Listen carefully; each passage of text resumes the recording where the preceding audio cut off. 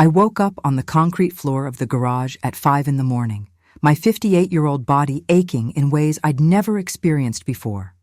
The thin camping mat Nora had given me 3 weeks ago did nothing to cushion the cold, hard surface beneath me. I'd built a $4.2 million real estate empire from absolutely nothing, and here I was, sleeping in my own son's garage like some unwanted stray he didn't have the heart to abandon completely, but couldn't stand to have in the house. The space heater Garrett had plugged in barely worked. I could see my breath in the air. My silver hair, which I normally kept perfectly styled, was matted against my head. My joints protested as I sat up, pulling the single blanket closer around my shoulders. Through the small window near the garage door, I could see the first hints of dawn breaking over Greenville. This was my life now. Cordelia Ashford, who'd once negotiated million-dollar property deals in boardrooms across 3 states, was waking up in a garage because her daughter-in-law found her presence uncomfortable and her son was too weak to stand up to his wife. I checked my phone. 5:07. I had 53 minutes before I needed to leave. That was the arrangement Nora had established during one of her sweet-voiced conversations that felt more like dictates. "Cordelia, I think it would be best if you weren't here during the day. You understand, don't you? Garrett and I need our space as a couple. Perhaps you could spend your days at the library or a coffee shop, just until we find you a suitable apartment." 3 weeks of searching. 3 weeks of Garrett promising he was looking into options for me. 3 weeks of waking up before dawn, leaving the house by 6, and not returning until 11 at night when I was certain they'd both be asleep. I stood slowly, every muscle screaming. The concrete had left impressions on my hip. I was too old for this. But what choice did I have? The alternative was losing my son completely. And after losing Thomas 3 years ago, Garrett was all the family I had left. My clothes, hung on wire hangers, hooked onto nails Garrett had hammered into the exposed wall studs. My toiletries sat in a plastic caddy on an overturned milk crate. This was what my life had been reduced to. I'd once owned a 800-square-meter mansion with marble bathrooms and a walk-in closet bigger than this entire garage. Now I was living like a teenager who'd been kicked out by her parents. But I wasn't some helpless victim. Not really. I had money. I had resources. What I didn't have was the courage to use them, because using them meant accepting a truth I wasn't ready to face. My son had chosen his manipulative wife over his own mother. I heard a sound outside, footsteps on the driveway. My heart jumped. It was too early. I wasn't supposed to be discovered yet. I'd learned to be invisible in this house, a ghost who existed only in the margins of their perfect life. The garage door handle turned. I froze, blanket still wrapped around my shoulders, hair a mess, no makeup, standing in the middle of the cluttered space like a criminal caught in the act of existing. Garrett stood in the doorway. His face went absolutely white. His eyes moved from me to the camping mat on the floor, to my clothes hanging on nails, to the milk crate with my toothbrush and face cream, to the space heater that had barely kept me from freezing during the night. And then he started screaming. Not words at first. Just this raw, guttural sound of shock and horror. His hands flew to his head, gripping his perfectly styled brown hair. His mouth opened and closed like he couldn't find air. He stumbled backward, hitting the door frame, then forward again, his eyes unable to look away from the scene before him. "Oh my God," he finally managed. "Oh my God, Mom. Oh my God." I didn't move. I just stood there, watching my 32-year-old son completely fall apart. What is, Mom, what are you?" He couldn't complete a sentence. His hands were shaking. You're sleeping on the floor. You're sleeping on the concrete floor, in the garage, my garage. I put my mother in the garage." The reality was hitting him. I could see it happening in real time. Whatever fantasy he'd constructed in his mind about this arrangement, whatever story he'd told himself to make this okay, was crumbling. "Garrett," I said quietly. My voice was calm. I'd had 3 weeks to process my humiliation. He was just seeing it for the first time. "No," he said, shaking his head violently. "No, no, no. This isn't—" Nora said she'd set up a proper bed. She said there was a cot, blankets, pillows. She said she'd made it comfortable for you. Of course that's what she'd told him. Sweet, concerned Nora, who just wanted everyone to be comfortable. I almost laughed, but the sound caught in my throat. "She brought me a camping mat," I said. "3 weeks ago. This is what I've been sleeping on." Garrett's legs seemed to give out. He sank down onto the concrete, right there in the doorway, his expensive suit pants on the dirty floor. His head dropped into his hands. "What have I done? Mom, what have I done?" I'd imagined this moment dozens of times during the long, cold nights. I'd pictured myself screaming at him, crying, demanding explanations. But now that it was happening, I felt oddly detached, tired, so incredibly tired. "You believed your wife when she said I was embarrassing her," I said. "You believed her when she said my presence made her uncomfortable. You believed her when she said this was a temporary solution until we found me a nice apartment."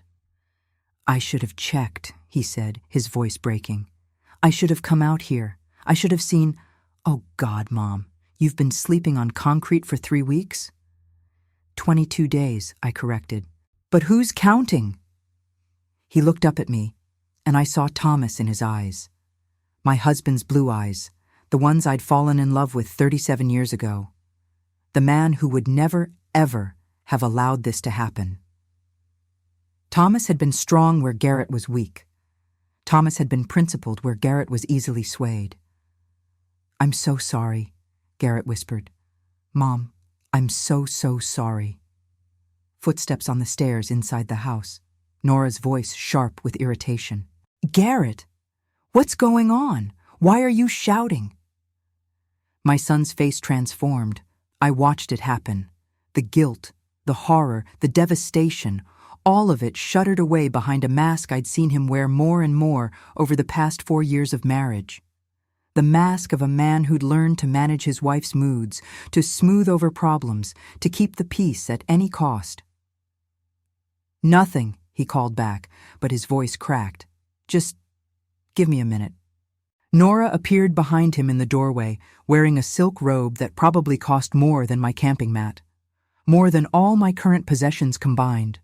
Her platinum blonde hair was perfect despite the early hour. She looked at the scene, Garrett on the floor, me standing there in yesterday's clothes with a blanket around my shoulders, and something flickered across her face. Not guilt, not shame, something closer to calculation. "Oh," she said. "You're up early, Cordelia." The casual tone, as if this were normal. As if I were a house guest who'd happened to wake before breakfast, not a woman who'd been exiled to sleep on concrete. "Nora," Garrett said, and his voice had an edge I'd never heard before. "Where's the bed you said you set up for my mother?" She blinked. "The bed? Darling, I told you I gave her the camping mat. It's quite comfortable, actually. We used it on that trip to—" "A camping mat?" His voice rose. "You told me you were setting up a proper bed. You said she'd be comfortable." "I said I'd make sure she had what she needed," Nora corrected, her tone sweet as honey. "And I did. She has a mat, a heater, plenty of space, more than adequate for a temporary situation." I watched my son process this, watched him realize his wife had lied, or at the very least, deliberately misled him. Part of me wanted to intervene, to soften the blow somehow. That's what mothers do, isn't it? We protect our children, even when they don't deserve it. But I stayed silent. Garrett needed to see this, really see it. "Get out," he said to Nora. "Excuse me?"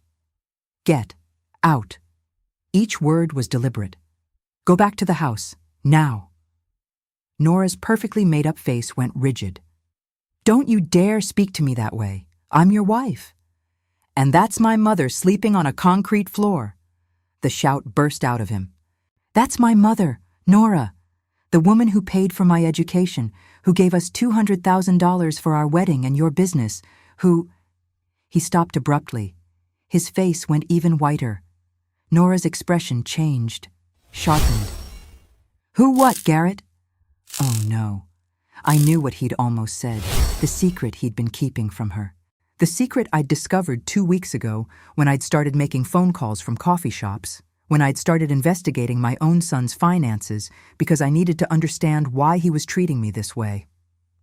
"Nothing," Garrett said, but it was too late. "Who what?" Nora repeated, her voice dropping to something dangerous. The garage fell silent, except for the hum of the space heater. I could see Garrett's mind working, trying to find a way out, trying to calculate which lie would cause the least damage. I was so tired of lies. "He was going to say that I paid 60% of the down payment on this house," I said quietly. "A wedding gift. $210,000. Nora turned to me slowly. "What?" "The house you call yours," I continued. "The house you've redecorated 3 times in 4 years. The house where you've systematically eliminated every space I occupied until I ended up here." I gestured at the garage around us. 60% of it was purchased with my money. "That's not possible," Nora said, but her voice had lost its certainty. She turned to Garrett. "Tell her that's not true." My son couldn't meet her eyes. "Garrett?" Her voice climbed higher. "Tell me that's not true." "I was going to tell you," he said miserably. I wanted you to think I'd done it on my own, that I was successful enough to afford this house." "You lied to me." Nora's face was transforming, the perfect mask cracking. "For 4 years, you let me believe we bought this house together, that it was our achievement. You lied." "You've been making my mother sleep in the garage," Garrett shot back, finding his spine for the first time in what felt like years. "On concrete, in the cold. So maybe we're both pretty terrible people." The two of them stared at each other, and I saw their marriage in that moment. Really saw it. The foundation of lies and appearances, the desperate need to project success they hadn't actually achieved, the willingness to sacrifice anything and anyone to maintain the illusion. I'd enabled this. I'd given them money and expected nothing in return. I'd made it too easy for them to live beyond their means, to play pretend at a life they couldn't afford. And when that money ran out, when reality started creeping in, they'd turned on me instead of facing their own failures. "I need to get ready," I said into the silence. "I have somewhere to be." Both of them turned to look at me like they'd forgotten I was there. "Mom," Garrett started. "I need to shower and change," I continued, "unless the bathroom is off limits now too?" "Of course not," he said quickly. "Mom, please, let me fix this. Let me..." "Fix what exactly?" I picked up my toiletry caddy. "The fact that you chose to believe I was an embarrassment to your wife? The fact that you let her convince you to put me out here without ever checking to see if I was actually okay? Or the fact that it took you 22 days to even look?" He flinched at each question like I was striking him. "I'll be gone by 6, I said, heading toward the door. They both moved aside to let me pass. Same as always. I walked through their beautiful house with my plastic caddy and my rumpled clothes. The house I'd paid for. Past the living room with furniture Nora had charged to credit cards I'd later learn were maxed out. Past the kitchen with appliances that cost more than most people's cars. Past the master bedroom where they slept in comfort while I froze in the garage. In the bathroom, I locked the door and finally let myself feel it. Not anger, not even sadness. Just this vast, echoing exhaustion. I was 58 years old. I'd survived losing my husband. I'd built an empire from nothing. I'd thought I was strong enough to handle anything, but I'd never imagined my own son could hurt me like this. I looked at myself in the mirror. Silver hair a mess, face lined with age and stress, dark circles under my green-gray eyes. This wasn't who I was supposed to be. This wasn't how the story was supposed to go. My phone buzzed in my pocket. A text from Beatrice, my best friend of 30 years. "Coffee at 9? Need to talk to you about something important." I typed back, "I'll be there." I showered quickly, washing away the grime and cold of the garage. Changed into clean clothes I'd stored in the bathroom cabinet weeks ago when it became clear I wouldn't have access to my belongings during the day. Applied makeup with hands that only shook slightly. By 5:45, I looked almost like myself again. Almost like a woman who hadn't just spent 3 weeks sleeping on concrete. When I came downstairs, Garrett was sitting at the kitchen table, head in his hands. Nora was nowhere to be seen. "Mom," he said as soon as he saw me. "Please, we need to talk about this." "What's there to talk about?" "Everything." He stood up. "I need to apologize properly. I need to explain." "Explain what? That you're weak? That you've let your wife control you? That you've been lying to her about money while letting her abuse your mother?" I kept my voice level, calm. "I already know all of that, Garrett." "It's not abuse," he protested. She thought you were okay. We both thought—" "You didn't think at all," I interrupted. "That's the problem. You didn't want to know. Because knowing would have required you to do something. To stand up to Nora. To be the man your father raised you to be." Direct hit. I saw it land. "Don't," he whispered. "Please don't compare me to Dad." "Why not? He would be ashamed of what you've become." It was cruel. I knew it was cruel even as the words left my mouth, but I was so tired of protecting everyone's feelings but my own. Garrett's face crumpled. "I know," he said. "I know he would. I'm ashamed of what I've become."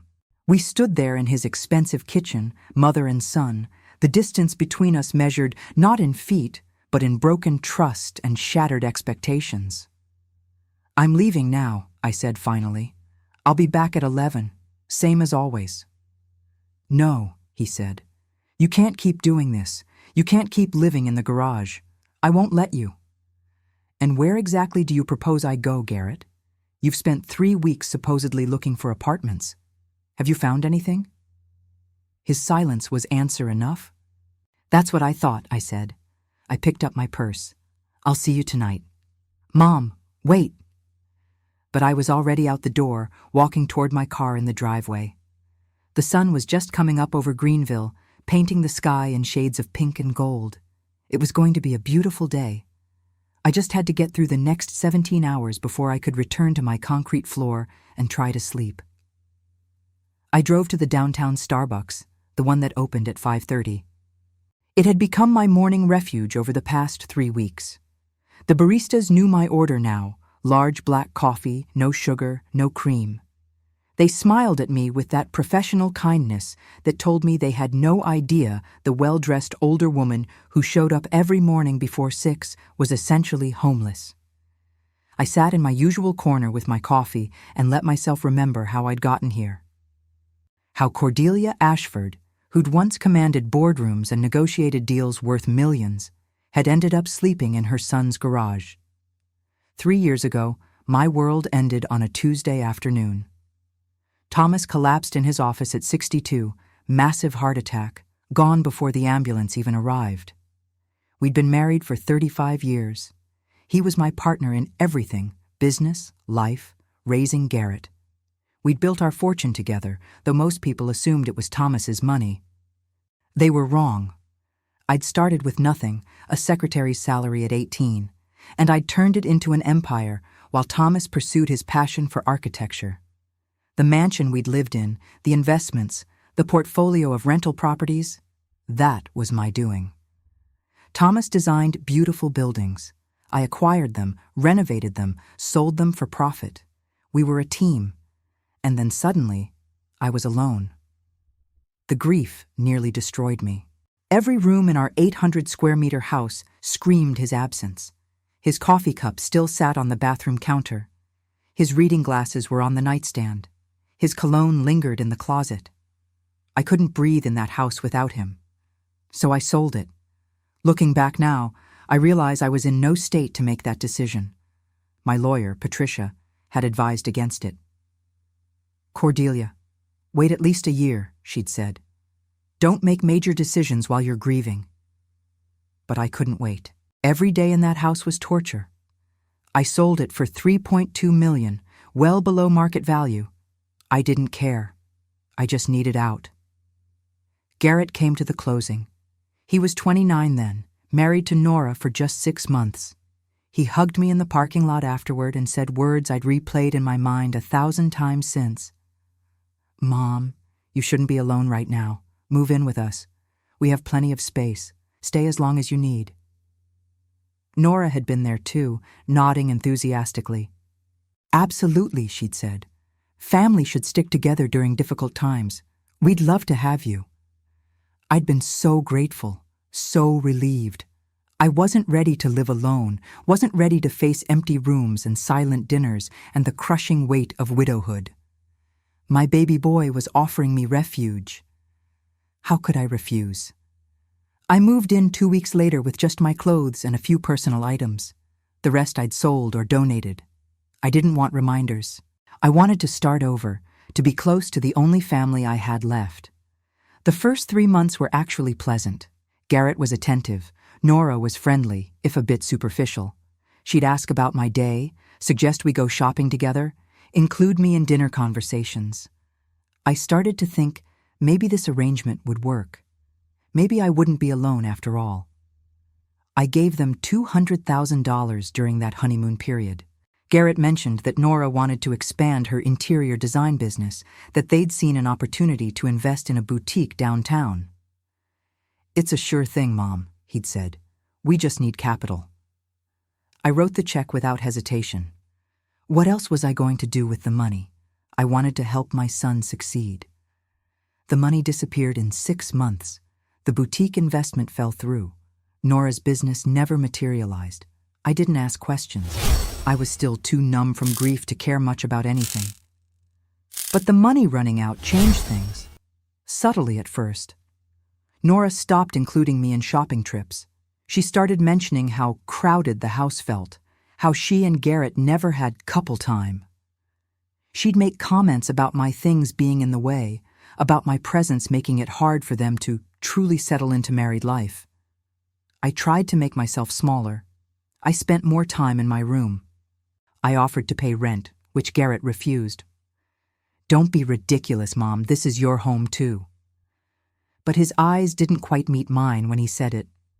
Then came the house redesign. Nora decided my bedroom should become her home office. She needed a professional space, she explained, if she was going to get her business off the ground. Could I possibly move to the guest room? It was smaller, but only temporarily, just until they figured out a better arrangement. I moved. What choice did I have? Argue? Cause family tension? I was terrified of being alone, of being cut off from the only connection I had to the life I'd lost. So I agreed. 2 months later, the guest room needed to be converted to a yoga studio. Nora had discovered wellness coaching and needed dedicated space.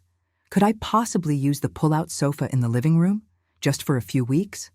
I slept on that sofa for 6 weeks. My back ached constantly. I had nowhere to put my clothes except a corner of the coat closet.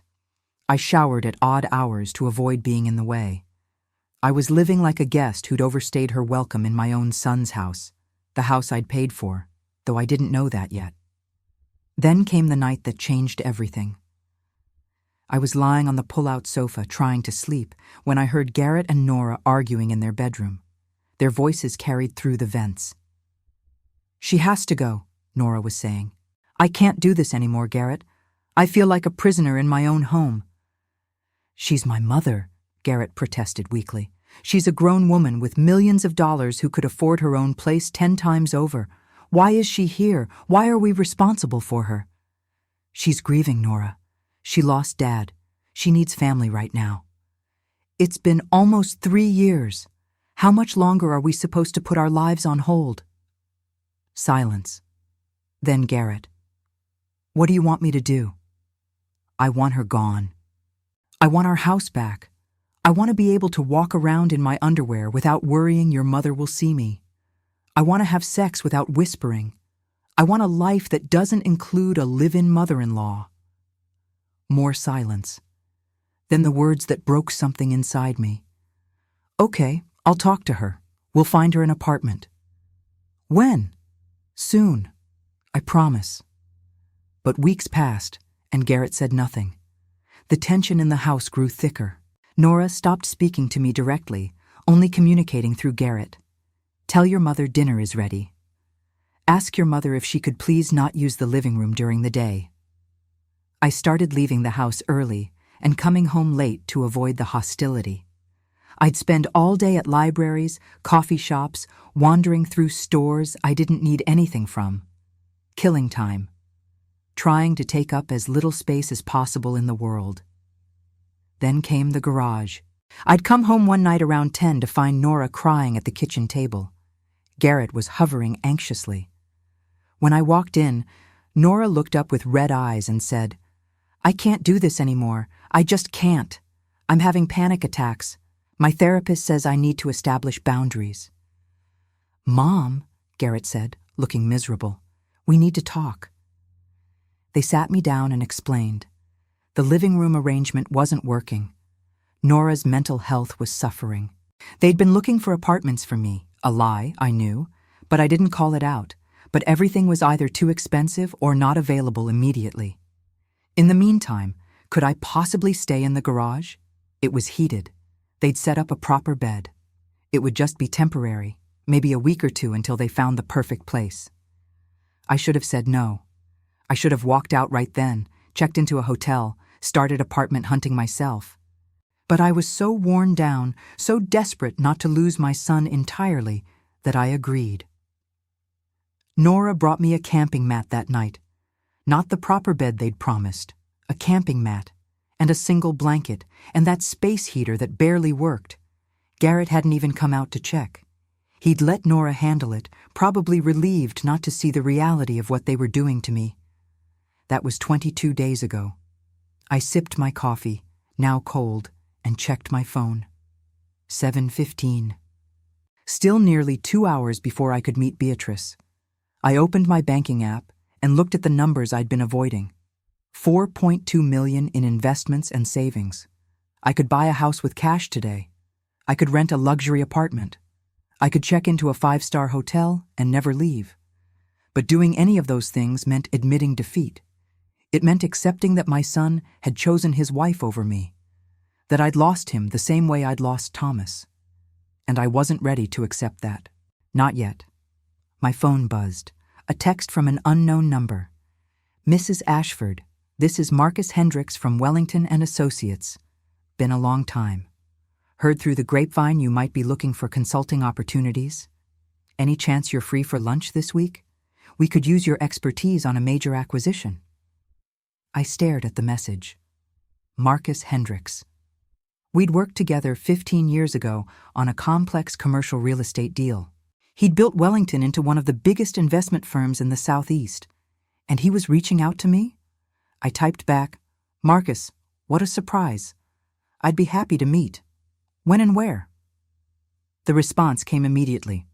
"Today? Noon? The Grand Hotel downtown?" I hesitated for only a second before replying, "I'll be there." Something shifted in my chest. Not quite hope, but something close to it. Maybe I didn't have to spend my days wandering aimlessly, killing time until I could return to my concrete floor. Maybe there was still space in the world for Cordelia Ashford beyond my son's garage. I finished my coffee and stood up. I had almost 5 hours to fill before lunch with Marcus. I walked to the public library when it opened at 9, found a quiet corner, and for the first time in 3 weeks, I let myself think about something other than my own humiliation. I thought about property acquisitions, market trends, investment opportunities. The parts of my brain that had been dormant since Thomas died began to wake up. And for just a moment, sitting in that library surrounded by strangers, I remembered who I used to be, who I still was, underneath all the grief and desperation and fear. Cordelia Ashford. Not just someone's mother, not just someone's widow. Myself. At 8:50, I walked to the coffee shop 3 blocks from the library where I was meeting Beatrice. She was already there, sitting at our usual table by the window, 2 cups of coffee waiting. When she saw me, her face went through a series of expressions, relief, anger, concern, before settling on determined worry. Beatrice Sullivan had been my best friend for 30 years. We'd met when she was opening her wine boutique and I was handling the commercial lease for her building. She knew me better than anyone except Thomas, which meant she could see right through whatever brave face I was trying to maintain. "You look terrible," she said as I sat down. "Good morning to you too. Cordelia, I'm serious. You've lost weight, you have dark circles under your eyes, and you're wearing the same blazer you had on 3 days ago." She leaned forward. "What's really going on? And don't give me that nonsense about staying with Garrett while you look for apartments. I've known you too long for lies." I wrapped my hands around the coffee cup. It was still warm. "How much time do you have?" "As much as you need." So I told her. Everything. The pull-out sofa, the yoga studio excuse, the argument I'd overheard, and finally, the garage. Beatrice's face grew progressively more horrified as I spoke. By the time I finished, she was gripping the table edge so hard her knuckles were white. 22 days, she said slowly. "You've been sleeping on a concrete floor in a garage for 22 days? The camping mat provides some cushioning."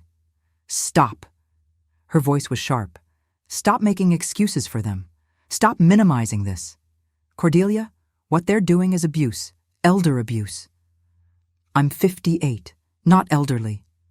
"It doesn't matter. They've made you homeless.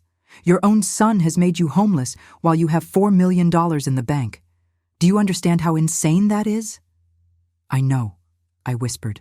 "I know it's insane. But if I leave, if I get my own place, then it's over.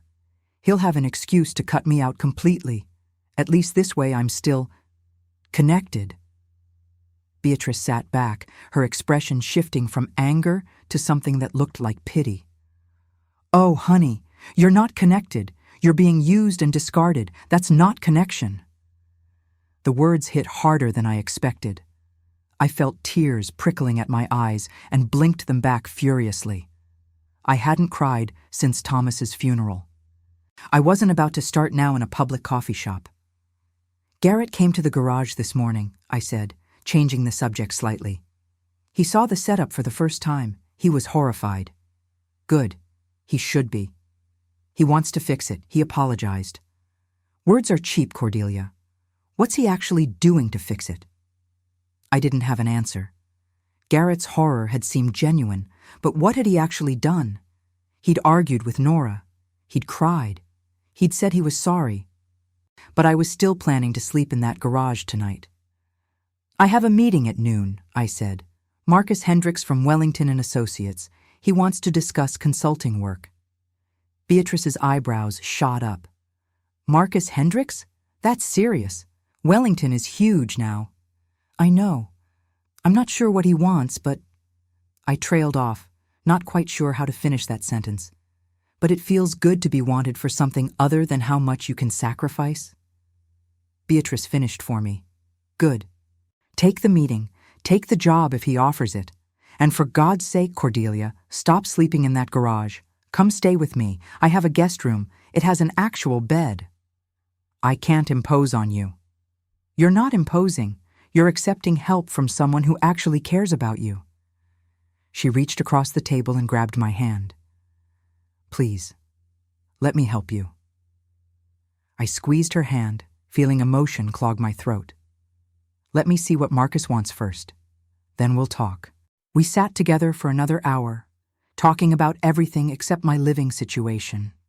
She told me about her boutique, about her daughter's upcoming wedding, about the new wine supplier from Italy she was excited about. Normal conversation, normal life. For 1 hour, I could pretend I was still a person with a regular existence instead of a woman counting down hours until she could return to a concrete floor. At 11:30, I left to get ready for my lunch meeting. I went to the library bathroom and touched up my makeup, fixed my hair, made sure I looked like someone Marcus Hendricks would want to hire, not someone who'd woken up in a garage that morning. The Grand Hotel was a 15-minute walk. I arrived exactly at noon and found Marcus waiting in the lobby. He'd aged well, 60 now, silver hair, expensive suit, the kind of confidence that came from decades of successful deals. "Cordelia Ashford," he said, smiling broadly. "You haven't changed a bit." "Liar," I said, shaking his hand. "But I appreciate the sentiment." He'd reserved a private table in the hotel restaurant. Once we were seated with menus we weren't really looking at, Marcus got straight to business. "I'm going to be direct," he said.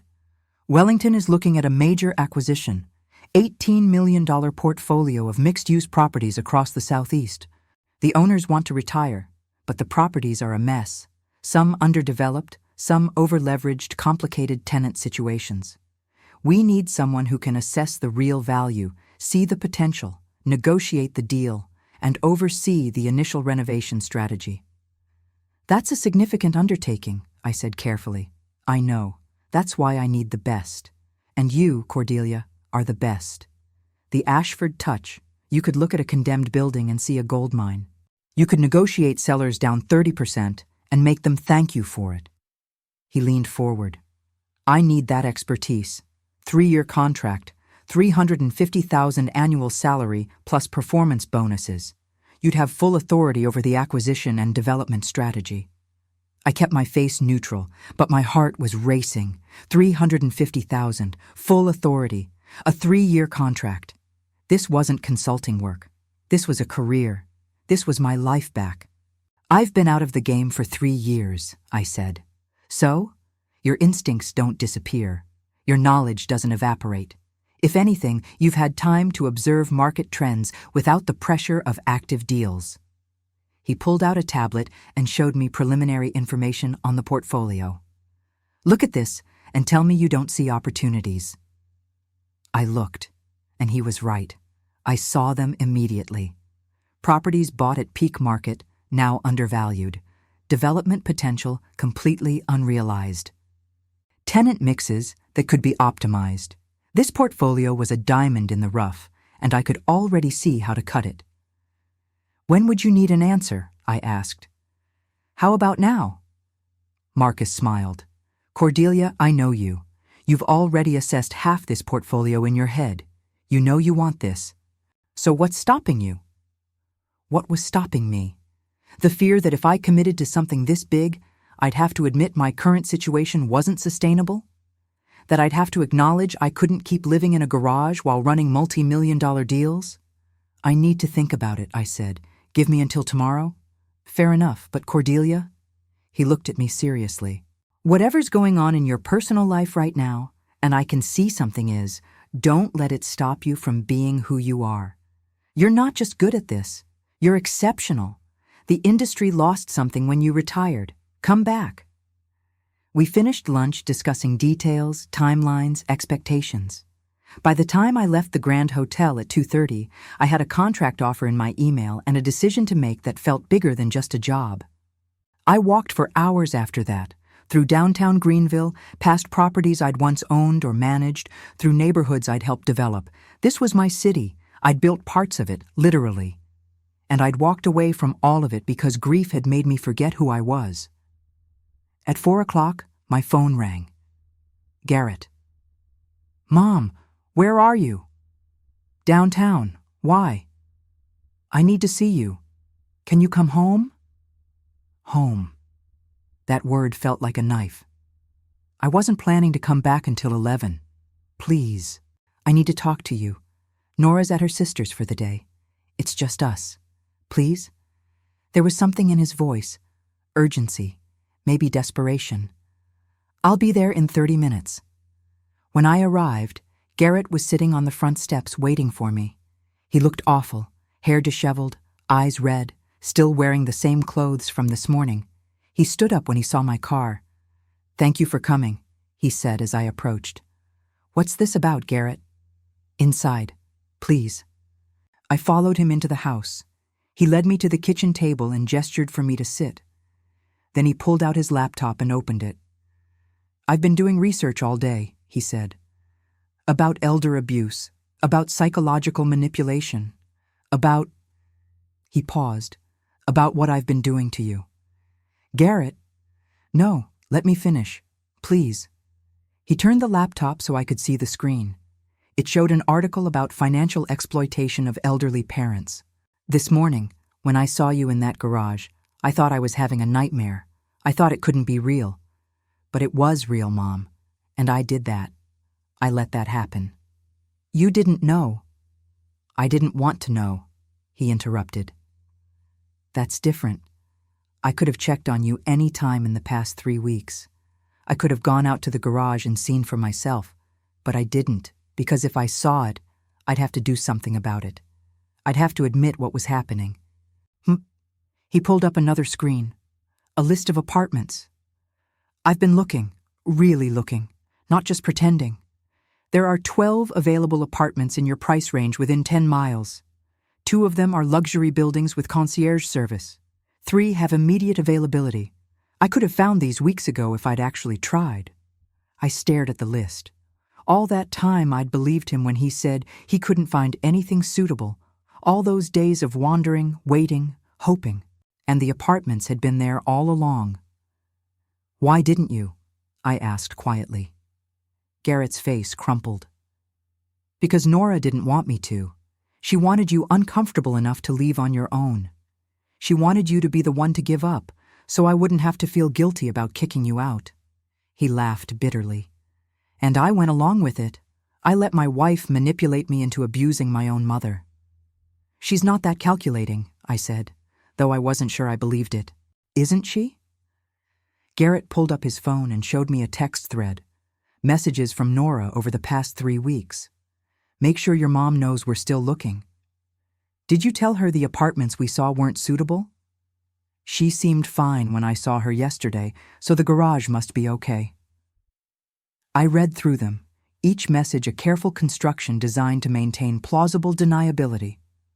Nora hadn't explicitly told Garrett to stop looking for apartments or to keep me in the garage. She'd just guided him toward those outcomes, subtly, systematically. I'm so stupid, Garrett said. I'm a 32-year-old man, and my wife has been playing me like a puppet. Garrett, relationships are complicated. Stop defending her. His voice rose. Stop defending both of us. We don't deserve your understanding, Mom. We deserve your anger, your rage. Why aren't you screaming at me? Why aren't you telling me what a worthless son I am? Because you're not worthless, I said softly. You're weak. There's a difference. He flinched but nodded. You're right. I am weak. Dad would be ashamed. I said that this morning. I shouldn't have. Why not? It's true. He closed the laptop. Mom, I need to tell you something else, about the house. I already know. I told Nora this morning about the down payment. It's worse than that. He took a deep breath. I'm going to be fired. In about 3 months. My performance has been terrible for the past year. My boss gave me a formal warning 2 weeks ago. If I don't turn things around, I'm done. This was new information. Does Nora know? No. How could I tell her? She thinks I'm this successful consultant. She brags to her friends about my career. If she knew I was failing. He trailed off. She'd leave you, I finished. Probably. Or she'd stay but resent me forever. Either way, the marriage would be over. He looked at me with Thomas's blue eyes. I know what you're thinking. That would be a good thing. That maybe I should let her go. I wasn't thinking that. You should be.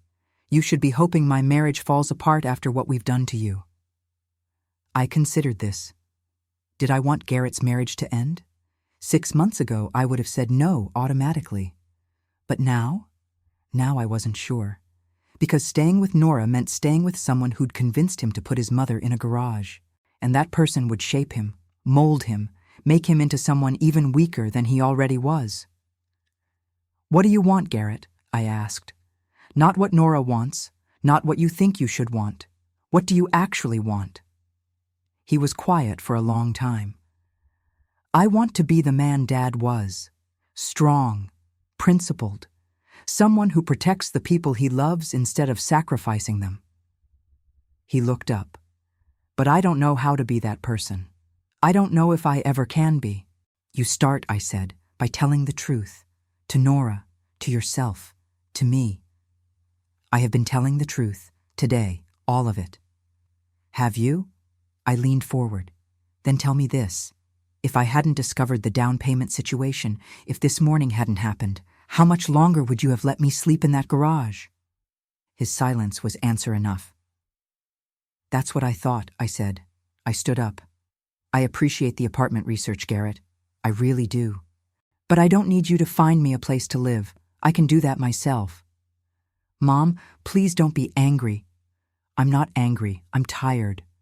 And I was. So incredibly tired. I have some decisions to make about my life, important ones, and I need to make them based on what's best for me, not what's most comfortable for you. What does that mean? I thought about Marcus's offer, about the Wellington contract sitting in my email, about the woman I used to be before grief and loneliness made me accept the unacceptable. It means, I said carefully, that I'm remembering who I am, and that person doesn't sleep in garages. I left him sitting at the kitchen table and went upstairs to gather my things from the bathroom. My toiletries, my spare clothes, the few personal items I'd hidden in cabinets. It didn't take long. My entire existence in that house fit into 2 shopping bags. When I came back downstairs, Garrett was standing by the door. "Where will you go?" he asked. "Beatrice's for tonight. After that, we'll see." Mom, I'm sorry. I know I keep saying it, but I'm so sorry. I know you are. I shifted the bags in my hands. But sorry doesn't fix this, Garrett. Sorry doesn't give me back those 22 days. Sorry doesn't erase the fact that you chose your wife's comfort over your mother's basic dignity. What can I do? Tell me what to do to fix this. That's not my job anymore, I said. Fixing you isn't my responsibility. You're a grown man. You need to figure out who you want to be, and then become that person, with or without Nora, with or without me. I walked out the door, put my bags in the car, and drove away from my son's house. In the rearview mirror, I saw him standing on the steps, watching me leave. He looked lost, small, like a child who just realized his mother wasn't invincible after all. Good, I thought. It was time he grew up. At Beatrice's house, she took one look at my shopping bags and wrapped me in a hug. "You left." I left. "Good, come on. Your room is ready." And I opened a very expensive bottle of wine because this calls for celebration. I don't feel like celebrating. Too bad. We're celebrating anyway. You just took the first step toward getting your life back. We sat on her patio with wine and cheese, and I told her about Marcus's offer, about the Wellington contract, about the decision I knew I needed to make but was still afraid to commit to. "Take it," Beatrice said immediately. "Take the job. Take your life back. Stop punishing yourself for surviving when Thomas didn't." "That's not what I'm doing." "Isn't it? You sold your house. You gave up your career. You moved in with Garrett and let Nora treat you like garbage. All because you felt guilty for being alive when Thomas wasn't." The words hit like a slap. "That's not fair." "Fair?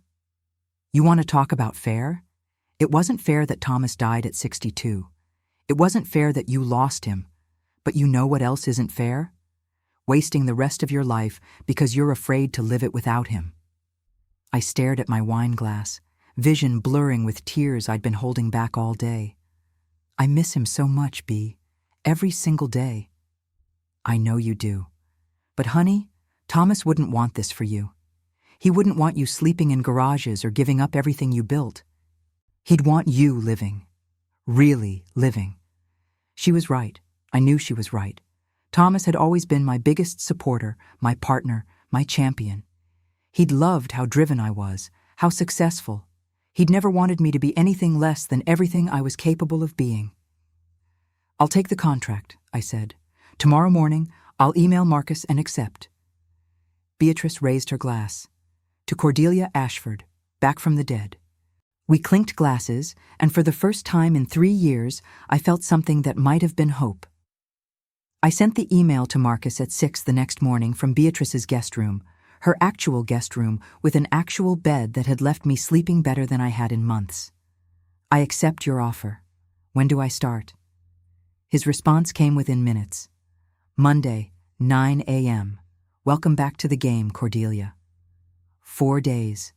I had 4 days to prepare for my return to the professional world. 4 days to transform from a woman who'd been sleeping in a garage to a senior consultant commanding a $350,000 salary. I spent Friday apartment hunting, not browsing, not hoping, hunting. By 3 p.m., I'd signed a lease on a 2-bedroom luxury condo in downtown Greenville with floor-to-ceiling windows, a view of the city, and a concierge who smiled at me like I was someone important.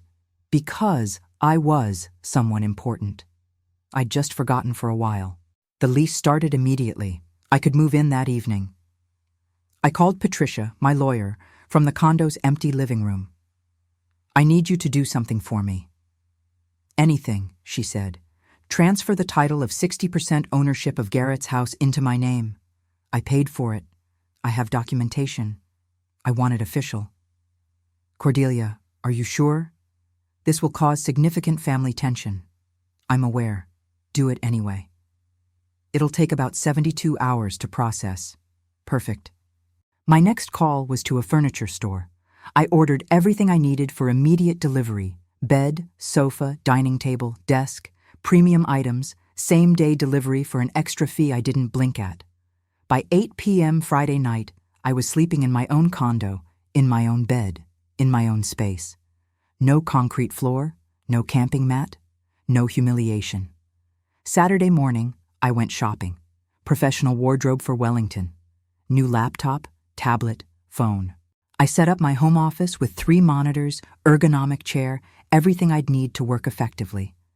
I wasn't playing at this. I was serious. Garrett called 6 times on Saturday.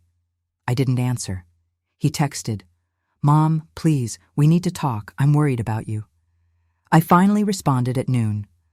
"I'm fine. I've taken a job with Wellington and Associates. I start Monday. I have my own apartment now. You don't need to worry about me anymore." His response was immediate. "Can I see you? Please?" "Not right now. I need space to focus on my transition back to work." "Mom, I love you. I'm so sorry for everything."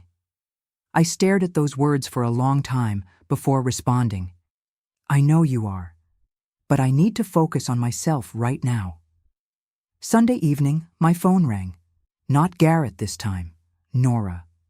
I almost didn't answer, but curiosity got the better of me. "Cordelia," she said, her voice sugary sweet. "I'm so glad you picked up. Garrett told me about your new job. Congratulations." "Thank you." I wanted to apologize for the misunderstanding about the garage situation. I really did think you were comfortable. If I'd known— "You knew," I interrupted. "You knew exactly what that garage was like because you're the one who put me there." Silence. Then her voice changed, dropping the sweetness.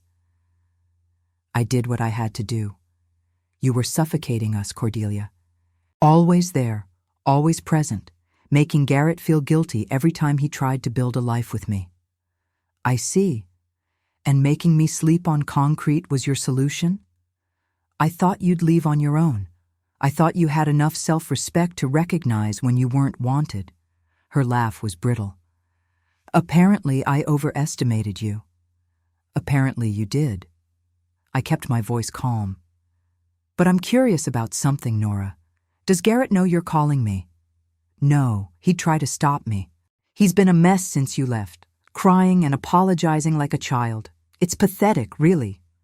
He's your husband." "He's a disappointment," she snapped. "Do you know what he told me yesterday?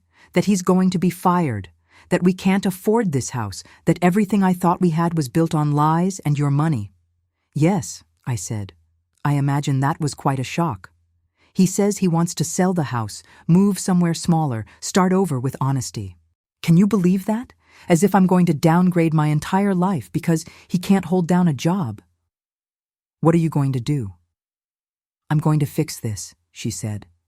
"I'm going to make sure Garrett gets his act together, keeps his job, maintains our lifestyle.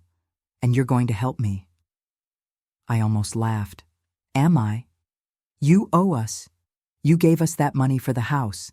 That makes you invested in our success. You can't just walk away now. Help Garrett get a better position. Use your connections. Make some calls. You have millions, Cordelia. Help your own son. No, I said simply. What? No. I'm not going to bail Garrett out. I'm not going to use my connections to get him a job he hasn't earned. I'm not going to give you more money to fund a lifestyle you can't afford. You're his mother. Exactly. I'm his mother, not his bank, not his safety net, not the solution to every problem he's created. I paused. And Nora? About that house you're so worried about downgrading from? You should know that as of tomorrow morning, I'll officially own 60% of it. I paid for it. Now it's going to be in my name. The silence on the other end was deafening. You can't do that, she finally said. I already have. The paperwork goes through tomorrow. Garrett knows. I suggest you discuss it with him. I stood up, walking to my condo windows, looking out at the city lights. And Nora? If you ever speak to me the way you just did again, I'll execute my ownership rights and put that house on the market. You'll have 30 days to vacate. Are we clear? You wouldn't dare. Try me. I ended the call. My hands were shaking, but not from fear. From something else. Power, maybe. Or just the simple satisfaction of finally standing up for myself. Within 5 minutes, Garrett was calling. I answered this time. Mom, Nora just told me you threatened to sell the house. I didn't threaten. I stated a fact. If she continues to treat me with disrespect, I will exercise my legal rights as majority owner of your home. This is crazy. You can't just... I can, Garrett, and I will if necessary. I sat down on my new sofa, in my new apartment, in my new life. I've spent 3 years letting grief make me weak, letting fear of loneliness make me accept the unacceptable. I'm done with that. Starting tomorrow, I'm Cordelia Ashford again. Not your victim, not Nora's doormat. Myself. I don't know who you are anymore, he said quietly. Good, I replied, because I'd forgotten too. Now we can both figure it out. I hung up and turned off my phone. Tomorrow was Monday. Tomorrow I started at Wellington. Tomorrow my real life began again. Tonight I'd sleep in my own bed, in my own home, answering to no one but myself. And it felt absolutely perfect. Monday morning arrived with crystalline clarity. I woke up at 5:30 in my own bed, in my own condo, with sunlight streaming through floor-to-ceiling windows. No concrete beneath me, no camping mat, no counting hours until I could return to humiliation. I took my time getting ready, showered in my own bathroom, applied makeup at my own vanity, dressed in a new charcoal suit that made me look exactly like what I was, a woman who commanded respect. At 7:30, I stood in front of my mirror and barely recognized myself. Not because I looked different, but because I looked like me again. The Cordelia who'd built an empire. The Cordelia who'd negotiated million-dollar deals without flinching. The Cordelia who'd forgotten she existed somewhere beneath the grief and desperation. Welcome back, I said to my reflection. I arrived at Wellington and Associates at 8:45. The building was downtown, all glass and steel, the kind of place that announced success before you even walk through the doors. Marcus met me in the lobby personally, shaking my hand like I was a dignitary. Ready to change some lives? He asked. Absolutely. He took me to my office, corner suite, 14th floor, view of the entire city.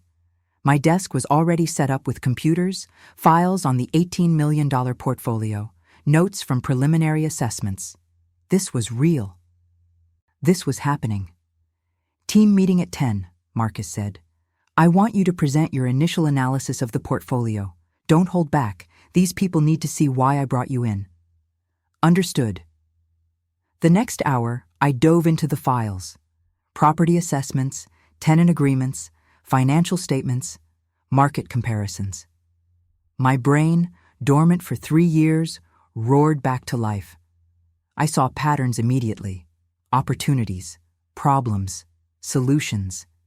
By 9:45, I had a presentation ready that would either establish my authority or expose me as someone who'd been out of the game too long. The conference room filled with Wellington's senior team at 10 sharp. 12 people, mostly men, all watching me with varying degrees of skepticism. The woman Marcus dragged out of retirement. The consultant they were probably paying too much. I could read it on their faces. Good. I'd spent my entire career proving skeptics wrong. Cordelia Ashford, Marcus introduced me. 25 years in commercial real estate development, portfolio worth over $200 million at peak, specialized in transforming underperforming properties into premium assets. She's here to lead our acquisition of the Henderson portfolio. Cordelia, the floor is yours. I stood, connected my laptop to the display, and didn't waste time with pleasantries. The Henderson portfolio is being marketed as $18 million in mixed-use properties. That's overvalued by approximately 30%. Real value is closer to $12.6 million, and here's why. I walked them through it. Property by property, market comparisons, structural issues masked by cosmetic renovations, tenant agreements that were legal nightmares, environmental concerns not disclosed in preliminary assessments. Every problem I'd identified in an hour of focused analysis. The room got progressively quieter as I spoke. However, I continued, at $12.6 million, this portfolio represents exceptional opportunity. I've identified 3 properties that can be repositioned within 18 months for combined value increase of $6.2 million. 2 others are perfect for mixed-income residential conversion. Market demand is high, competition is low. The remaining properties can be stabilized and held for steady income stream. I showed projections, timelines, risk assessments. 45 minutes of detailed analysis that demonstrated not just what I knew, but how I thought. How I saw opportunities where others saw problems. When I finished, the skepticism had evaporated from those faces. Marcus was smiling like he'd just won the lottery. Questions? I asked. A senior analyst raised his hand. How confident are you in the 12.6 valuation? 93%. I've built in 7% margin for unknowns that always emerge during due diligence. Timeline for acquisition? 4 to 6 weeks if we move decisively. The sellers are retirement motivated. They want out, not maximum dollar. We offer $13 million, above my valuation, but below their ask, with fast close, minimal contingencies. They'll take it. More questions. I answered each one with specificity that came from decades of experience. By the time the meeting ended at 11:30, I had their respect. And more importantly, I had my confidence back. Marcus walked me back to my office. That was exceptional. I knew bringing you in was the right call. Thank you for the opportunity. Cordelia, I need to ask, are you really ready for this? Full-time, high pressure, travel required? Because if you're going to bail in 3 months, tell me now. I looked at him directly. 3 weeks ago, I was sleeping on a concrete floor in my son's garage because I'd forgotten who I was. I'm not forgetting again. I'm not bailing. This is my life now. His eyes widened. Your son's garage? Jesus, Cordelia. It's handled. I have my own place now. I have this job. I'm rebuilding. I sat down at my desk. So, yes, Marcus. I'm ready. More ready than I've been in 3 years. He nodded slowly. Okay then. Welcome to Wellington. Let's make some money. I spent the rest of Monday working through property files, building detailed analyses, preparing for site visits scheduled for later in the week. At 6 p.m., I was still at my desk when my phone rang. Garrett. I'd been expecting this call.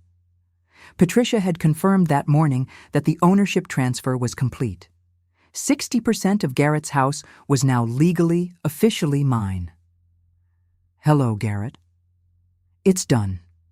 His voice was tight. I got the paperwork. You really did it. I told you I would. Nora is losing her mind. She's talking about lawyers, about fighting this, about how you can't just take our house. I didn't take your house. I claimed ownership of the portion I paid for. There's a difference. This is going to destroy my marriage. I leaned back in my chair, looking out at the city lights beginning to sparkle as dusk fell. Garrett, if transferring property ownership destroys your marriage was already destroyed. This is just making it visible. That's easy for you to say. You're not the one losing everything. You're right, I said calmly. I'm not. Because I already lost everything 3 years ago when your father died, and then I lost it again when my own son put me in a garage. So forgive me if I'm not particularly sympathetic to your current situation. Silence. Then quietly, that's not fair. No, it's not, but it's true. I pulled up the property files on my screen, multitasking this conversation because I had actual work to do. Garrett, you have 2 choices. You can work with Nora to accept reality, adjust your lifestyle, and build something real together. Or you can let her convince you to fight me legally, spend money you don't have on lawyers, and lose anyway because I have documentation for every dollar I gave you. What do you want from me, Mom? What do I have to do to fix this? Nothing. You don't have to do anything for me. This isn't about you anymore. I saved my work, closed my laptop. I have to go. I have an early meeting tomorrow. Wait, can I see you? Can we talk in person? I don't think that's a good idea right now. Please, I need to explain. Explain what? That you're sorry? You've said that? That you were weak? I already know. That you love me? Love isn't enough, Garrett, not when it comes with concrete floors and camping mats.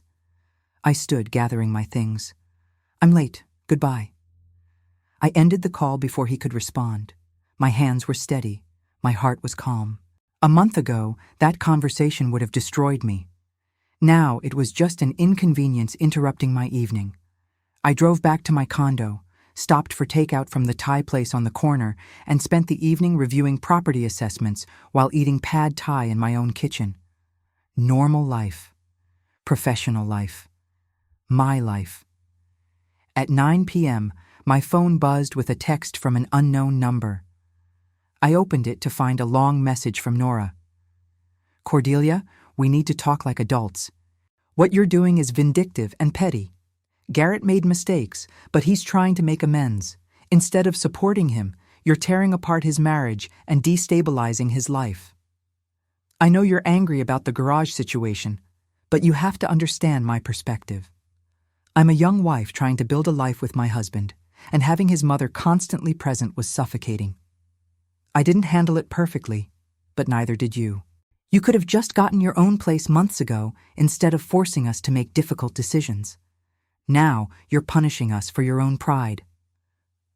The house situation is ridiculous. You gave that money as a gift. You can't take it back just because you're upset. If you continue down this path, you'll lose Garrett forever. Is that really what you want? To be a lonely old woman who destroyed her relationship with her only child over money and hurt feelings? I'm asking you, woman to woman, mother-in-law to daughter-in-law, please reconsider. Let's meet for coffee and work this out like family. We can fix this if you're willing to be reasonable. I read it 3 times. Each time, my anger grew colder, sharper, more focused. I typed my response carefully. Nora, I'll address your points in order. First, what I'm doing isn't vindictive. It's self-protective. There's a difference. Second, I don't need to understand your perspective because your perspective led to elder abuse. Third, the garage situation wasn't a mistake. It was systematic cruelty that you orchestrated and Garrett enabled. Fourth, I didn't force you to make difficult decisions. You made cruel ones, and I was too broken to stop you. Fifth, the money wasn't a gift. It was a down payment I made on behalf of my son, documented as such, which is why the transfer was legal. Sixth, I won't lose Garrett. He already lost me when he chose you over basic human decency. Seventh, I'm not a lonely old woman. I'm a 58-year-old professional earning $350,000 annually with a career I love and friends who actually care about me. And finally, we are not family. Family doesn't put family in garages. We will not be meeting for coffee. We will not be working this out. You will deal with the consequences of your actions like the adult you claim to be.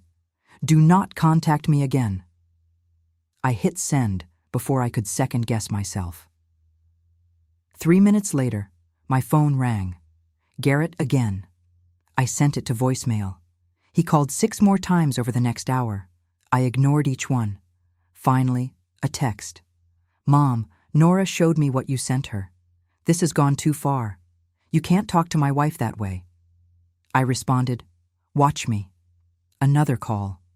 This time, I answered. "You're being cruel," Garrett shouted.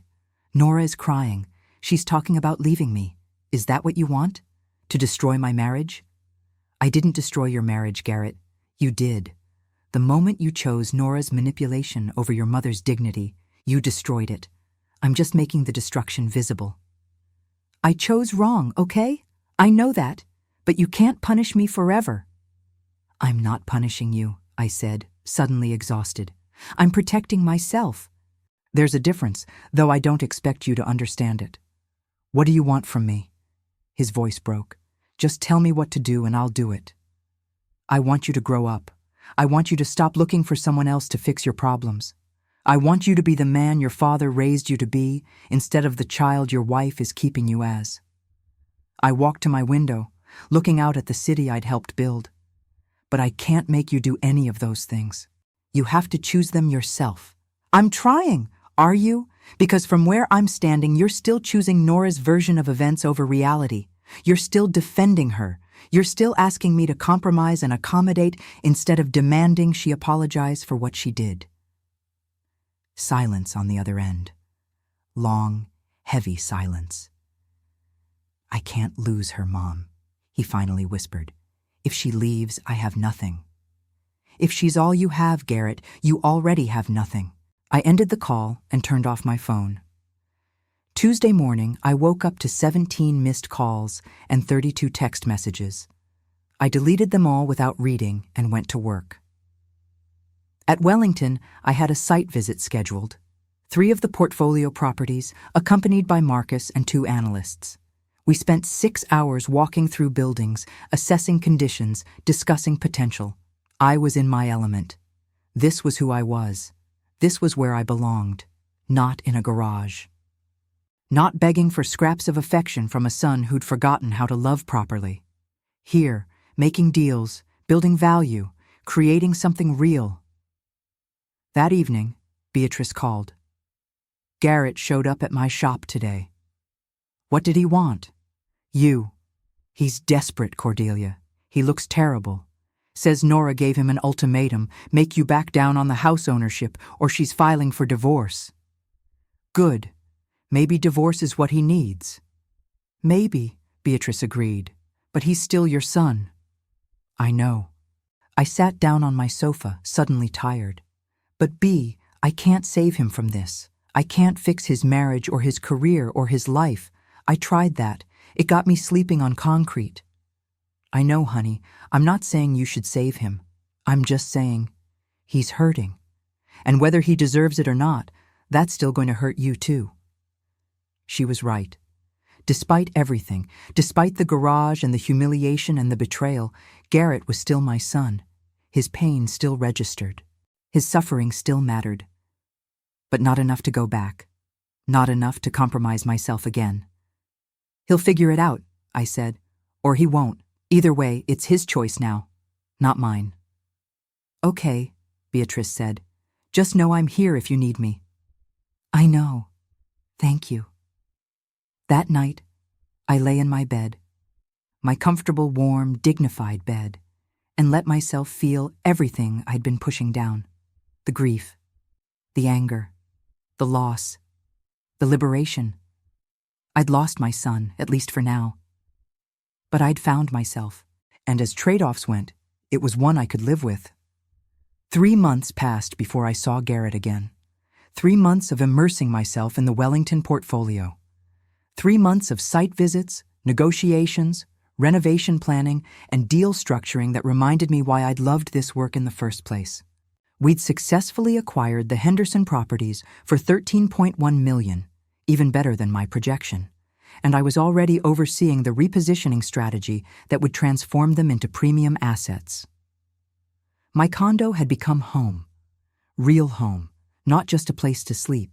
I decorated it with pieces that meant something to me, not hand-me-downs or compromises. Beatrice came over for wine nights twice a week.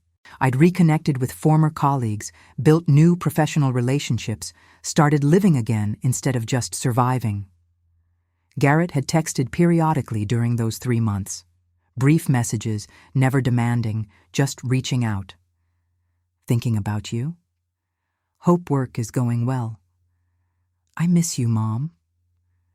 I'd responded occasionally with equally brief replies. Thank you. Work is good. I'm well.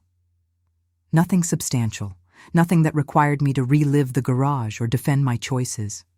Just minimal contact to establish that I hadn't disappeared from his life entirely, even if I'd stepped back significantly.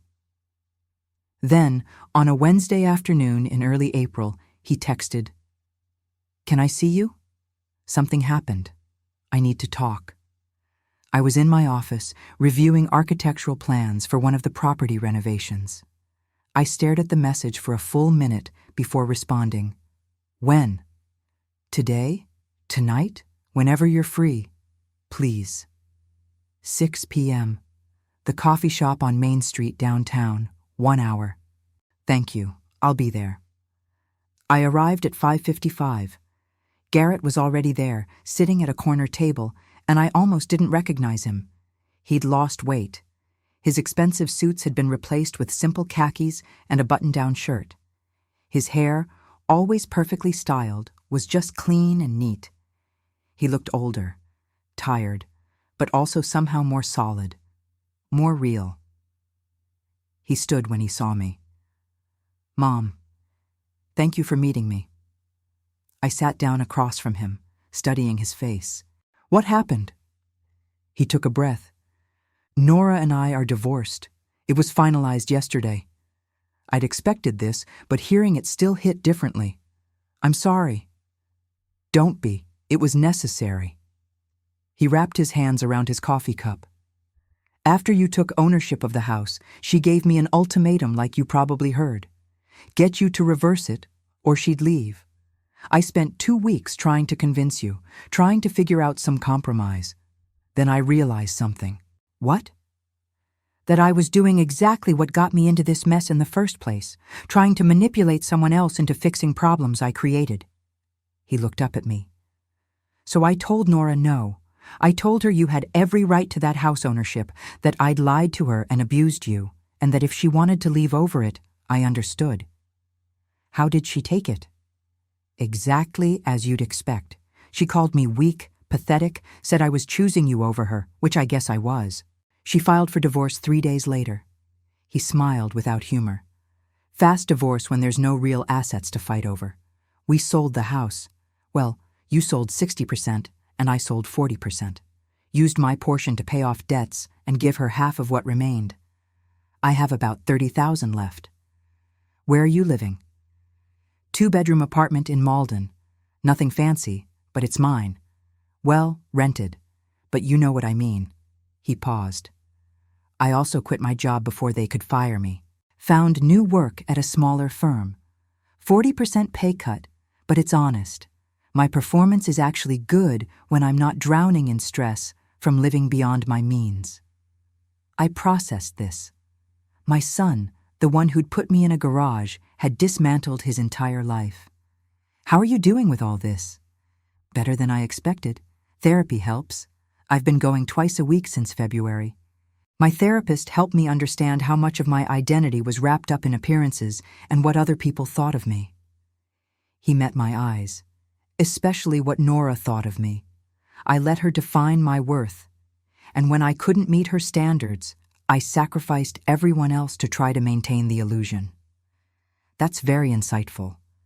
It's the truth, a truth I couldn't see until I lost everything else. He leaned forward. "Mom, I know I can't undo what I did. I can't give you back those 22 days or erase the humiliation or fix the damage. But I need you to know that I understand now, really understand. What I did wasn't just weak or wrong, it was abusive. I abused my own mother because I was too cowardly to face my own failures. Tears pricked my eyes. This was what I'd needed to hear. Not just apologies, but comprehension. Real understanding of what had happened and why it was unforgivable. "I've been angry," I said quietly. "So angry at you, and at myself for letting it happen." "You shouldn't be angry at yourself. I manipulated your grief. I used your loneliness as a weapon.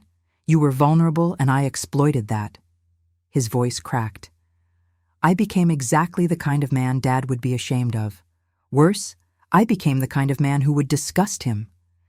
"Garrett, no, it's true, and I have to live with that, but I'm trying to become someone different, someone better. Not for Nora, not for you, but for myself." He pulled out his phone, showed me photos. "I've been volunteering at a homeless shelter every Saturday, serving meals, sorting donations. Being around people who actually have nothing made me realize how much I'd wasted when I had everything." I looked at the photos. My son, in jeans and a volunteer t-shirt, serving food, sorting clothes, smiling genuinely for the first time in what looked like years. "That's good," I said, "really good. I don't expect you to forgive me," he continued. "I don't even know if I want you to. What I did doesn't deserve forgiveness. But I wanted you to know that I'm changing, that the person who put you in that garage, I'm killing him, systematically, every day." We sat in silence for a moment. Other coffee shop patrons chatted around us, oblivious to the weight of this conversation. "I got a promotion last week," I said finally. "Senior Vice President of Acquisitions at Wellington. They're expanding my role, giving me a team, increasing my salary to $475,000. Garrett's face lit up with genuine pride. "Mom, that's incredible. You deserve it." "The portfolio I've been working on, we're ahead of schedule and under budget. Properties are already increasing in value. I'm good at this, Garrett. I forgot, but I'm really good at this. You were always good at it. You just stopped believing in yourself after Dad died. I did. And then the garage somehow brought me back." I laughed bitterly. "Isn't that twisted? The worst thing that happened to me became the catalyst for remembering who I was. I'm glad something good came from something so terrible." He hesitated. "Can I ask what you're doing with your portion of the house sale?" I donated it, all of it, to an organization that helps elderly people who've been financially exploited or abused by family members. His face went pale. "Oh. $378,000. They're using it to fund legal aid, emergency housing, and counseling services." I met his eyes. "I didn't want that money, Garrett. It represented everything that went wrong between us. So I'm turning it into something that helps people who suffered like I did." That's really powerful, Mom." It felt right. We talked for another hour, about his therapy, my work, his new apartment, my condo. Careful conversation, rebuilding something that had been shattered. Not pretending the garage hadn't happened, but acknowledging it and moving forward anyway. As we were leaving, Garrett stopped me. "Can I hug you?" I hesitated, then nodded. His arms came around me carefully, like he was afraid I'd break, or maybe afraid I'd push him away. I hugged him back, feeling the physical reality of my son, thinner than before, but somehow stronger. "I love you, Mom," he whispered. "I love you too," I said. And I meant it. Even after everything, even with all the damage, he was still my son. That didn't excuse what he'd done, but it meant something. We pulled apart. "Can we do this again?" he asked. "Maybe coffee once a month? I don't want to push, but I don't want to lose you completely either." "Once a month," I agreed.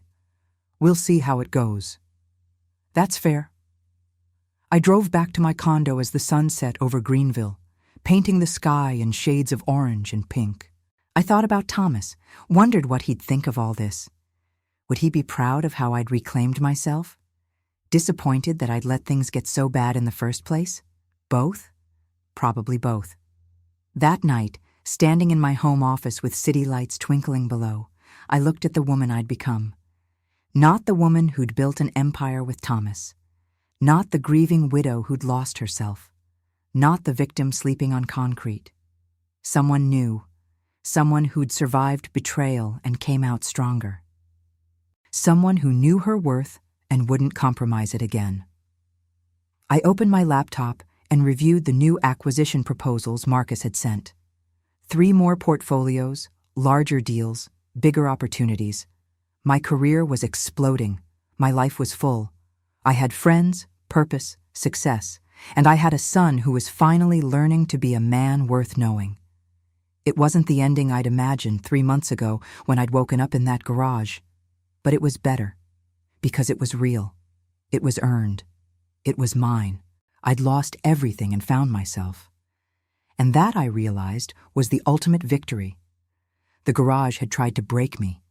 Instead, it had rebuilt me into someone unbreakable. And that version of Cordelia Ashford was just getting started.